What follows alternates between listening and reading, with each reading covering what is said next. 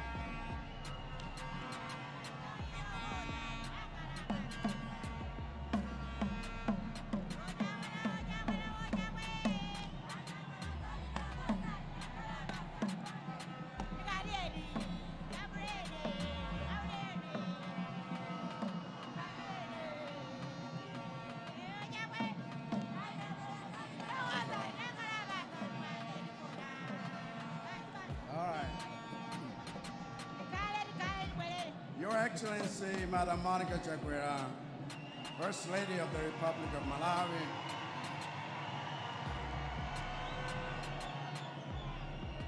Your Honor, Catherine Godanhara, MP, Speaker of the Malawi National Assembly and First Vice President of the Malawi Congress Party, Honorable Richard Chimwendo Banda, MP, Secretary General of the Malawi Congress Party, and Minister of Local Government, Unit and Culture. All the members of the National Executive Committee of the Malawi Congress Party here present. All the Cabinet and Deputy Ministers here present. Ms. Colleen Zamba, Secretary, the President and Cabinet, and all the government officials here present. Mama Cecilia Tamanda Kadzamira, former official hostess. Honorable Patrick Zebron Chirondola, Regional Chairman of the Malawi Congress Party for the Center, and all the regional chairpersons here present. Your Worship, Councilor Esther Sagawa, Mayor of the City of Lilongwe, and all the councilors here present. Honorable Alfred Gia, Member of Parliament for Lilongwe City Center constituency, and all the members of Parliament here present. All the shadow members of Parliament and councilors here present. The Reverend Masona Karumatembo, officiating clergy, and all the religious leaders here present. All the traditional leaders here present, distinguished invited guests, Amai ndi abambo, anyamata ndi asungwana, Amalawi nonse, amene mukundimvera komwe muli. Mawu anga oyamba lero ngokuthokozani.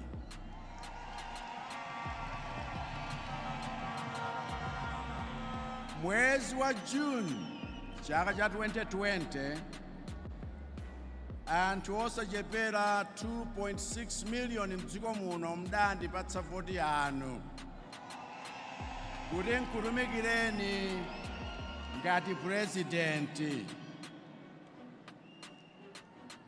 Ndine othokoza koposa kuti Mulungu anakupatsani chikhulupiriro kuti munditume ntchito yokutsogolerani. Ntchito yomwe sinkadakwanitsa olo chaka nchimodzi chomwe popanda chisomo cha Mulungu komanso sapoti yanu.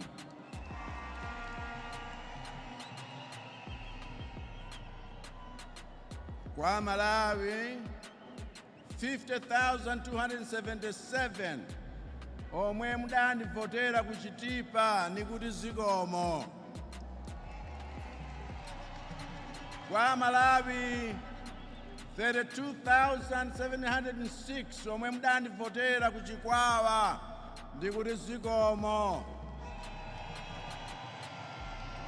Kwa Malawi 11,777 omwe mudandivotera ku Chiradzulu ndikuti zikomo. Kwa Malawi 74,665 omwe mudandivotera ku Karonga ndikuti zikomo. Kwa Malawi 18,108 omwe mudandivotera ku Balaka ndikuti zikomo. Kwa Malawi 170,268 omwe mudandivotera ku Dedza ndikuti zikomo. Kwa Malawi 235,972 omwe mudandivotera ku Dowa ndikuti zikomo.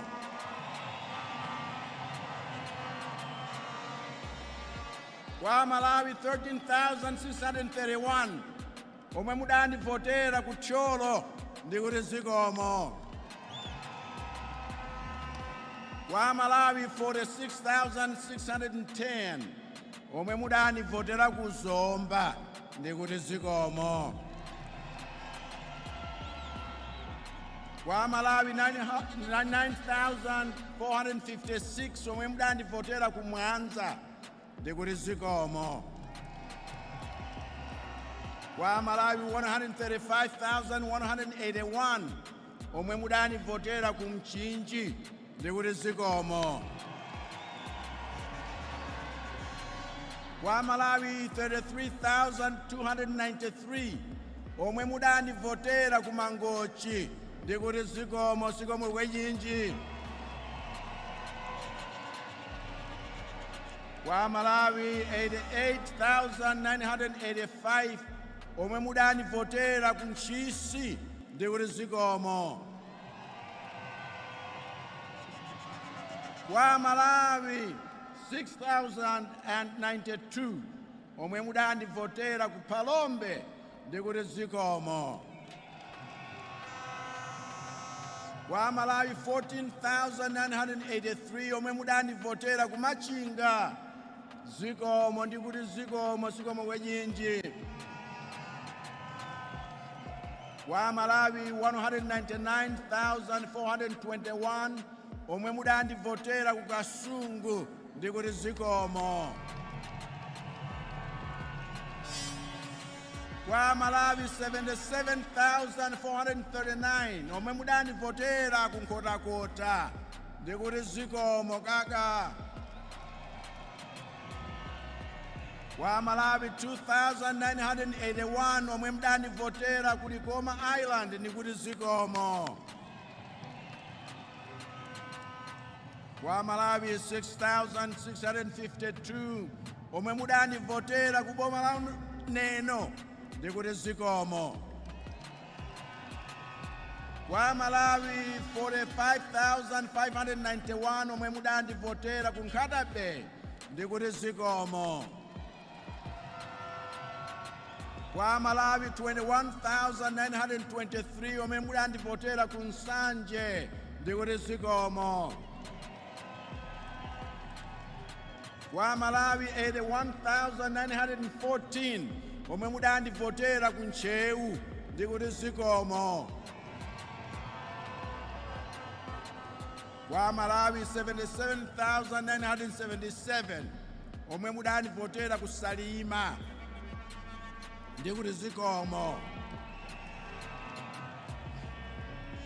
Kwa Malawi 17,499 omwe mudandivotera ku Mulanje ndikuti zikomo. Kwa Malawi 55,153 omwe mudandivotera ku Lumpi Yeo Chomene zikomo. Kwa Malawi 142,911 omwe mudandivotera ku Blantyre ndikuti zikomo. Kwa Malawi 287,488 omwe mudandivotera ku Mzimba Sikomo yeo chomene sikomo kwaji siyabonga kwakhulu kwa inu Amalawi 644,730 amene mudandivotera kuno ku Lilongwe. Zikomo, zikomo, zikomo.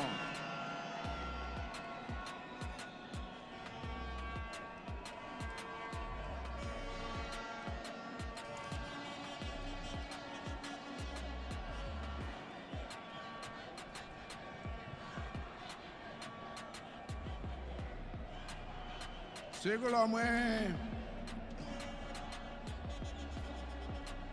nonsenu munandivotera lija, tsiku limene lija tidanyamuka limodzi pa ulendo omanga Malawi watsopano. Ndipo ulendo umeneyo tayenda zaka zokwana 5 tsopano. Ndipo mu ulendo umenewu tayendera limodziwu takumana ndi zinthu zosiyanasiyana, zina zokoma chifukwa cha ntchito yomwe tagwira limodzi pomanga chitukuko maboma onse, zina zowawa chifukwa sitinaziyembekezere kuti zitichitikira mnjiramu. Zinthu zowawazo ndiyezo sayamba chifukwa tidangoyenda isanathe miyezi 6 yomwe pa ulendo umenewo paja tidagunda khoma la COVID, dziko lonse maliro, ntchito kuyima, mabizinesi usokonekera. Titayendanso kufika chaka cha 2022 tinachita ngozi ya mphepo ya cyclone Ana ndi Gombe yomwe inatisakazira minda, zakudya, katundu ndi miyoyo ngakhalenso magetsi. Chaka chomwecho mchija fetereza ndi mafuta adakwera mtengo koopsa dziko lonse lapansi chifukwa cha nkhondo ya ku Russia ndi ku Ukraine, kutisokonezera mapulani opeza ndi kugulitsa fetereza mochipa. Titayendanso kufika 2023 ndi paja tidapanga ngozi ziwiri, mliri wa kolera omwe unapha anthu m'maboma onse, komanso cyclone Freddy yomwe inasokoneza miyoyo ya anthu oposa 2 miliyoni. Titayendanso kuchoka yapo napeza ngozi ya ng'amba ya El Niño yomwe inanyalitsa theka la zakudya mdziko muno nkubweretsa njala pa miyoyo ya anthu oposera 5 miliyoni. Kuchoka pamenepo ndipaja chaka chathachi tinagwidwanso ngozi ya ndege yomwe inatenga moyo wa malemu Vice President Dr. Salus Chilima ndi anthu ena 8. Ndiye ngozi zomwe takumana nazo mnjira ya ulendo wathu ngati Amalawi ndi zowawa. Ndipo lero ndikufuna ndithokoze Mulungu wakumwamba kuti mu zowawa zonsezi sanatisiye amasiye ayi.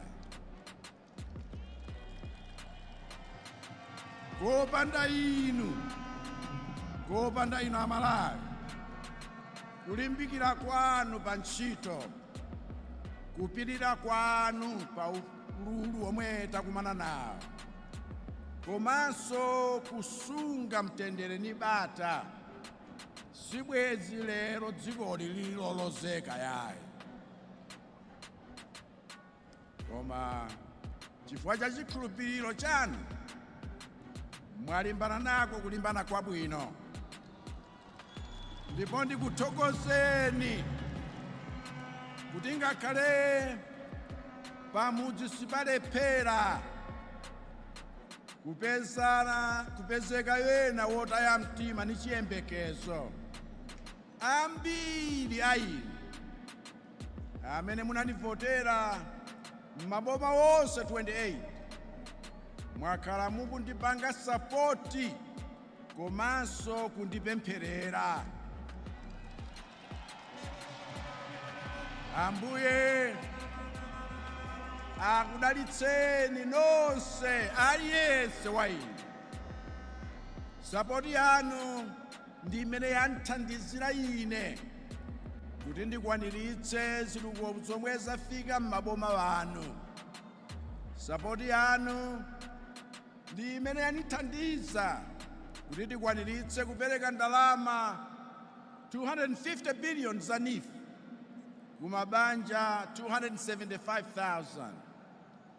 Sapoti yanu ndi imene yandithandiza kuti tikwanitse kupereka mtukula pa khomo kwa mabanja oposa 300,000 m'dziko lonse. Sapoti yanu ndi imene yandithandiza kuti tisinthe misewu ndi nkhope ya mzinda wa Lilongwe.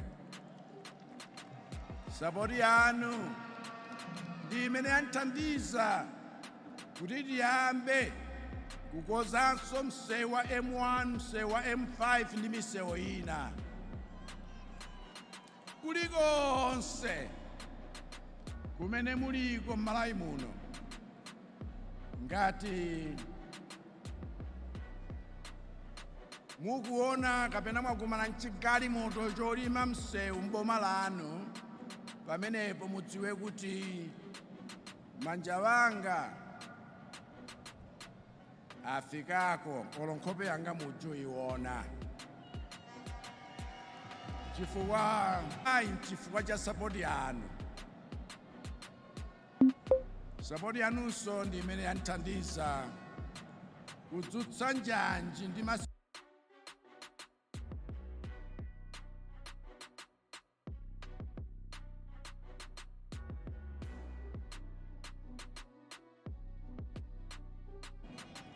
sapoti yanu ndi imene yandithandiza kukonza ubale wathu ndi mayiko wena omwe akhala akutithandiza mu nthawi ya ngozi, komanso omwe apanga komiti ndalama yawo kuti timangire misewu monga kumakanjira kuchikuja komanso judicial complex kuno ku Lilongwe ndi zitukuko zina. Sapoti yanu ndi imene yandithandiza kuti pa chinyamata 6 million amene mumasowa zintchito, pafupi 2 million tawapezera zintchito mzaka 5 zimenezi. Sapoti yanu ndi imene yandithandiza kuti aphunzitsi, apolisi, asilikali, manesi ndi ma civil servant ambiri akwezedwe pa ntchito komanso akwezeredwe malipiro wawo. Sapoti yanu ndi imene yandithandiza kuti alimi afodya, soya, chimanga, nandolo azigulitsa zolima zawo pa mtengo wabwino. Sapoti yanu ndi imene yandithandiza kuti chiwerengero cha anthu omwe amalandira fetereza wa subsidy chichoke pa less than 1 million kuposera pa 3 million. Ndi sapoti yanu imene yandithandiza kuti achinyamata a secondary school ndiwamangire masukulu atsopano oposa 200 komanso kupereka mabasale kwa ana oposa 40,000. Ndi sapoti yanu imene yathandiza kuti nambala ya ma-university student opeza maloni ichoke pa 10,000 kuposera na pa 30,000. Sapoti yanu yatithandizira kuti chiwerengero cha anthu okhala nyumba ya magetsi chikwere kuchokera pa 11% ukafika pa 25%. Sapoti yanu ndi imene yandithandiza kuti ndikhwimitse chitetezo nkuthetsa mchitidwe opha abale bathu achalubino. Sapoti yanu ndi imene yandithandiza kuti anthu amboma omwe akuyankha milandu kapena mlandu wa ziphuphu ndi wachotse pa mpando akuyankha milanduyo ngakhale anali nduna. Sapoti yanu ndi imene yandithandiza kuti timange ma health post 200 komanso timange ma district hospital, ma border post, ma bridge, ma police unit ndi ma stadium ndi ma district council office ngakhale nyumba za chitetezo.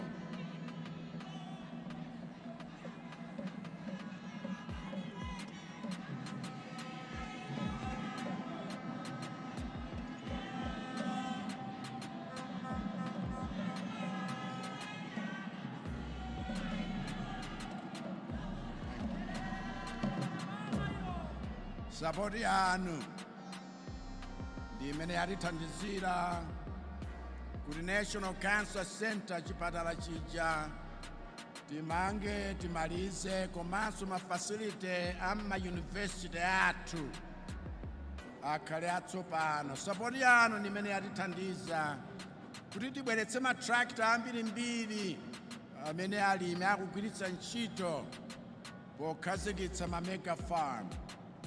Sapoti yanu ndi imene yatithandiza kuti tisunge umodzi ya mitundu yathu m'Malawi muno. Nodziwa kuti nthawi yonena zonsezi zimene tachita mzaka 5 ikhoza kutithera ndi chosakwana.